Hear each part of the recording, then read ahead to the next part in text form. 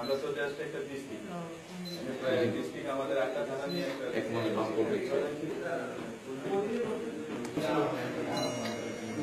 কাজ করবে। আমরা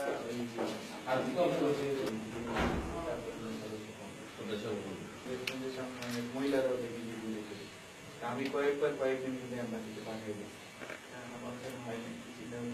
পানি সংগঠন, কারণ সেখানে সবাই সব বিভাগ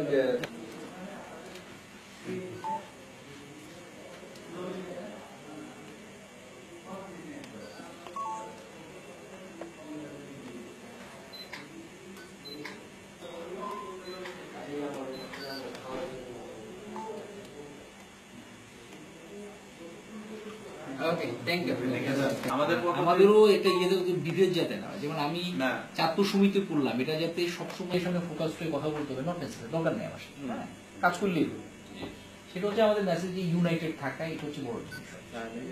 সুন্দরভাবে ইউনিটি করা, নেতৃত্বের আন্ডারে থাকা, ঠিক আছে, যে আমি আবার দুদিন পরে আমার পছন্দ নাও হতে পারে, তার অর্গানাইজেশন কিন্তু আমরা কিন্তু আপনারা তো আসলে বিভ্রান্ত হই আসলে কি আসলে ওটার নামে জাল ইয়ে নেই।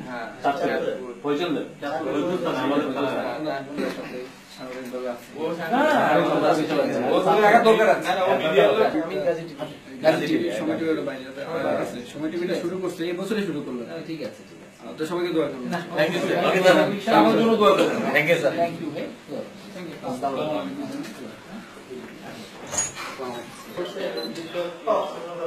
প্রথমে ধন্যবাদ জানাচ্ছি আমাদের ছাত্র সমিতির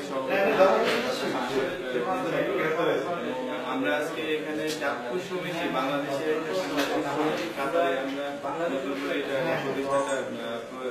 যে সাংবাদিক উদ্যোগে করছি একটা সামাজিক সুব্যবস্থা করার জন্য এখানে কাতারে যারা যারা আছে আমাদের ভাই এবং এখানে যাদের কাছ থেকে চাঁদপুরবাসীকে আমরা নিয়ে কিছু করার চিন্তা ভাবনা করতেছি, কাইন্ড অফ সোশ্যাল নেটওয়ার্ক কি আমাদের সামাজিক দলমত নির্বিশেষে সবাই আমাদের সঙ্গে থাকবেন। এবং ধন্যবাদ জানাচ্ছি আজকে আমাদের এক্সেলেন্সি সাহেবকে, আমাদের এমপি সাহেবকে, আমরা ওনাদের সাথে আলাপ আলোচনা করছি।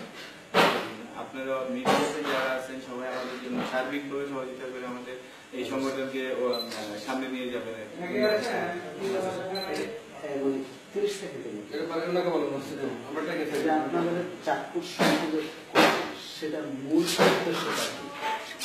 আমাদের ছাত্র সমিতি এটা করার মূল উদ্দেশ্য হলো আমাদের সার্বিক সহযোগিতার জন্য, যাদের কোনো সমস্যা হতে পারে।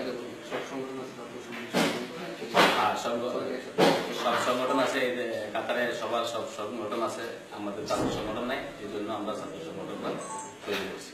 ইনশাআল্লাহ সামনে দিকে আমরা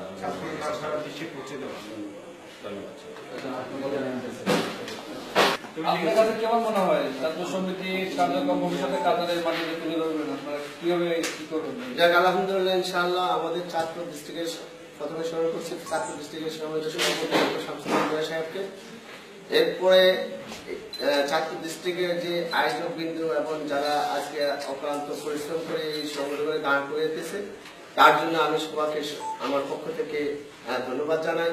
এবং আপনাদের আগামী দিনে এই সংগঠন দাঁড়াক, এটা আমাদের পরিচয়, আমাদের গর্বের ব্যাপার। চাঁদপুর ডিস্ট্রিক্টে একটা সমিতি আসছে, দীর্ঘদিন ছিল না, আজকে আমাদের প্রাণের দাবি, সেই দাবি পূরণ হতে যাচ্ছে। এই জন্য আমরা আপনাদেরকে আবার ধন্যবাদ জানাই। আসসালামু আলাইকুম। চাঁদপুর সমিতি কোন পদে আছে? আমি সাংগঠনিকভাবে নিয়োজিত আছি, যেহেতু প্রতিষ্ঠাকাল থেকে আমি সাংগঠনিক সম্পাদক হিসেবে আছি। তার মধ্যে দেখলাম আমাদের অনেক সদস্য এর মধ্যে যুক্ত হয়েছেন, বিশেষ আজকেও কিছু নতুন সদস্য হয়েছেন, এবং আমাদের যারা সাংগঠনিকভাবে আছে সবাই এখানে উপস্থিত আছেন। আমরা যে একটা জিনিস লক্ষ্য করেছেন, আপনারা অন্যান্য সংগঠন আসে যখন দূতাবাসে, আমাদের ছাত্র সমিতিও আসলো মানব রাষ্ট্রদূতের সাথে সৌজন্য সাক্ষাতের জন্য, কিন্তু আমাদের চাঁদপুরে এত লোকজন হয়েছেন, দূতাবাস প্রত্যেক কর্মকর্তা খুব খুশি হয়েছেন। এজন্য আমি সকলকে ধন্যবাদ জানাই।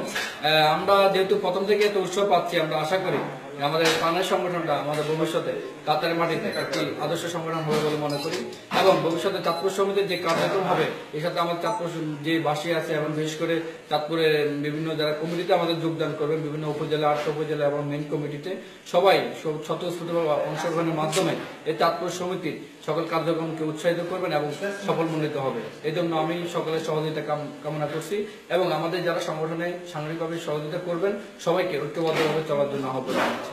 ধন্যবাদ।